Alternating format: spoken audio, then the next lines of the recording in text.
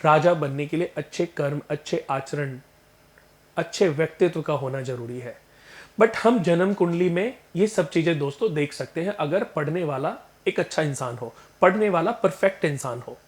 वो कैसे देख सकते हैं कि 10th घर हमारे स्टेटस का घर है, ओहदे का घर है, बट 7th हाउस हमारी डे टू डे इनकम का घर है, हमारे व्यापार का भी घर है, हमारे रोजमर्रा रोज जो इनकम आती है। जैसे कुछ बिजनेस तो देखे होंगे कि एक फैक्ट्री लग गई, वो किसी का माल बना रही है और उसको बेच रही है, महीने टू महीने, 10 दिन में, 15 दिन में उनकी पेमेंट्स आती हैं।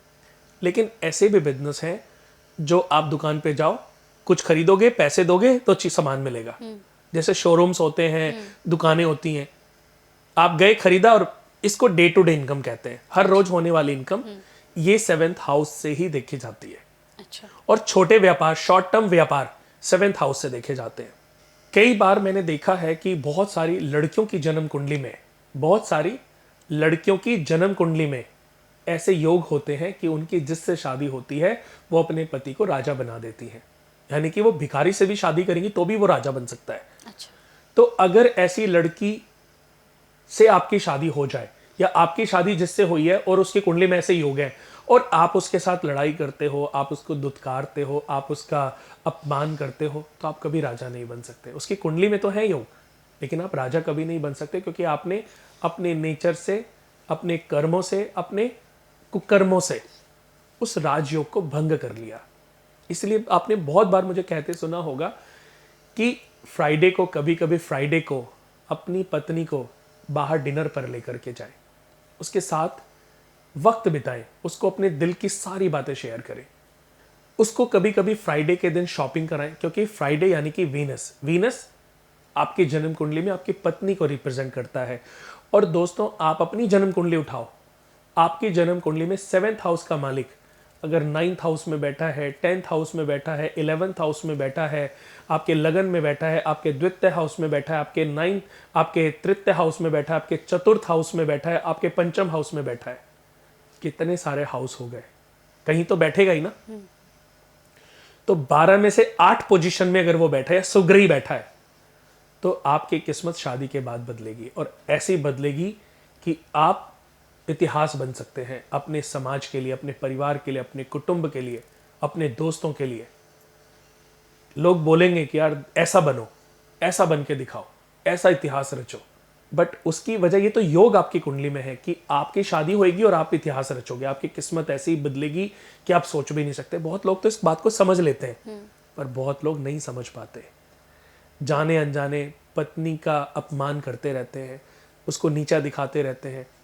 माता से जरा सी बात हो गई, माता ने जरा सी शिकायत कर दी, जरा सा कुछ बोल, मैं ये नहीं कहता हूँ कि बहुत सारी माँओं में कॉम्प्लेक्शन हो जाता है कि उनका बेटा बहू को ज़्यादा समझता है, मुझे सम्मान नहीं देता, या बहुत सारी जो माएँ होती हैं ना, उनको ना थोड़ी सी प्रॉब्लम तो होती है कि मेरा बेटा मेरे हाथ से निकल गया, मेरा बेटा मेरी सुन नहीं रहा है। पर मैं कहता हूँ यहाँ थोड़ी सी माताओं को ये समझ आना चाहिए कि उसकी तरक्की शादी के बाद उसकी पत्नी के माध्यम से लिखी है।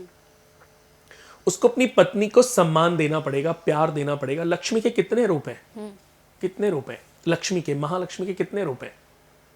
बहुत सारे।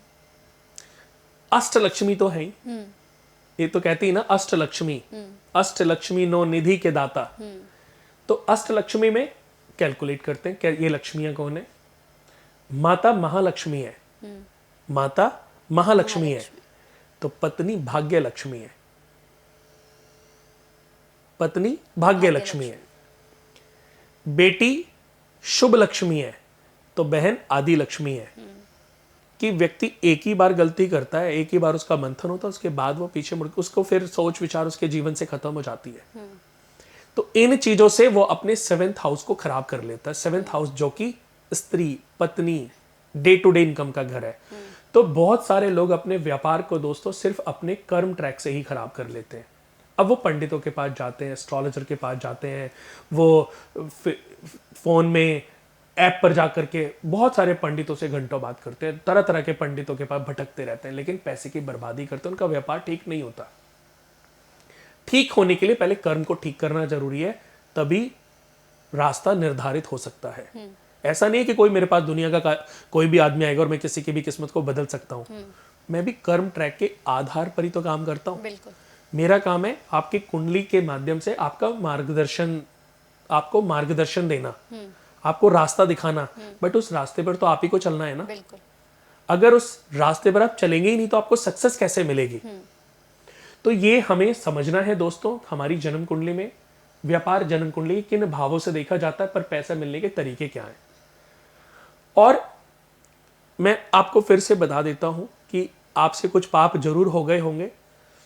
जन्म कुंडली में आप अपनी देखिए कि आपके 7th हाउस में अगर सूर्य, चंद्रमा या राहु या इनमें से कोई भी ग्रह बैठा है, या आपके 2nd हाउस में सूर्य, चंद्रमा, राहु बैठा है, क्योंकि 2nd हाउस से लव लाइफ देखी जाती है और 7th हाउस से मैरिज देखी जाती है। 5वें घर से डिसीजन लाइफ देखी जाती है, डिसीजन शादी। 3 तरीके से आदमी डिसीजन लेता है। जो अरेंज मैरिज होती है वो 7th हाउस से देखते हैं, जो लव मैरिज होती है वो 2nd हाउस से देखते हैं। जो व्यक्ति डिसाइड करके करता है ना कि लड़की बहुत पैसे वाली है, ये लड़का बहुत पैसे वाले से शादी करके मेरी लाइफ सेट हो जाएगी, वो यानी कि अपने बुद्धि का प्रयोग कर रहा है। और इसका मतलब उसने अपने 5वें भाव को एक्टिवेट किया हुआ, यानी कि उसका 7th हाउस, उसका द्वितीय हाउस और उसका 5म हाउस, तीनों उसने एक्टिवेट किए। तीनों के कॉम्बिनेशन से, समावेश से उसने डिसीजन लिया कि ये लड़की परफेक्ट है। पैसा भी है, सुंदर भी है, लाइफ भी अच्छी रहेगी, मैरिड लाइफ भी अच्छी रहेगी, सब कुछ।